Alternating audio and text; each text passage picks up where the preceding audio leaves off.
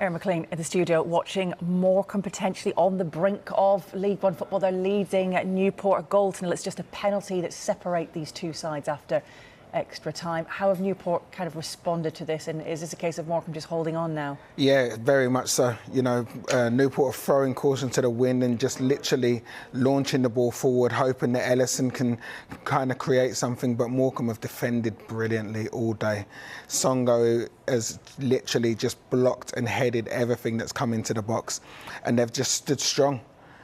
How will Newport be feeling now? Because they've felt it before, haven't they? It'll be the second time in 3 years they've missed out, and to a decision here that potentially maybe could not have been a penalty. And that's the thing, this game has literally been a game of moments. You know, there was the moment where Josh Labadie should score, doesn't, and then a moment where a penalty probably shouldn't be given. I don't think it's the right decision, but it's given.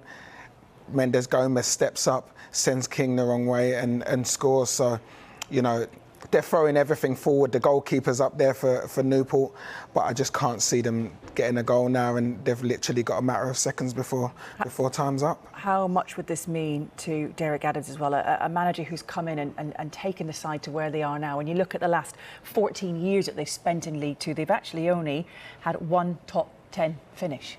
It's unbelievable that what they've done, and we said it at the beginning of the show, they've got the lowest budget in the Football League, but what they have got is an unbelievable team spirit, a great philosophy of how they know exactly how they want to play, and they work hard for each other, and because of that they're getting the rewards, and they're literally a matter of seconds away from getting promotion to Division 1.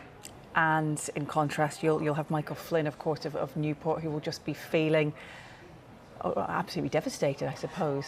Yeah, he will be, and he'll feel that his side deserved more because they've probably been the more dominant team.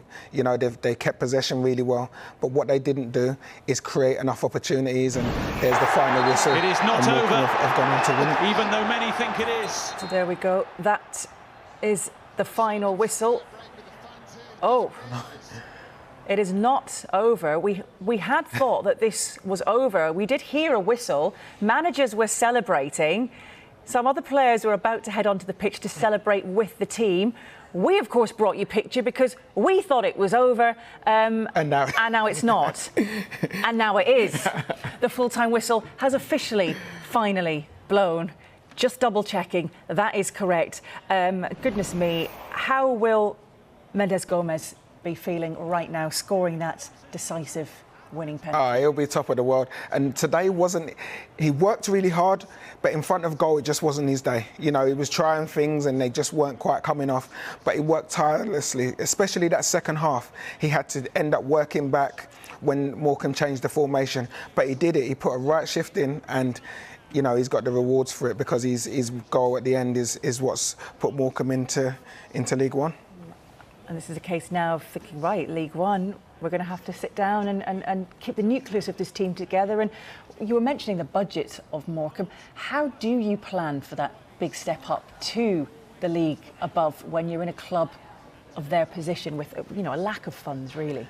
I think it's going to be difficult, but, you know, I think for Morecambe, it's going to be about recruitment and recruiting the right characters. That's what they've managed to do this season, is they've recruited the right characters that fit into their philosophy and their ethos that they have at Morecambe.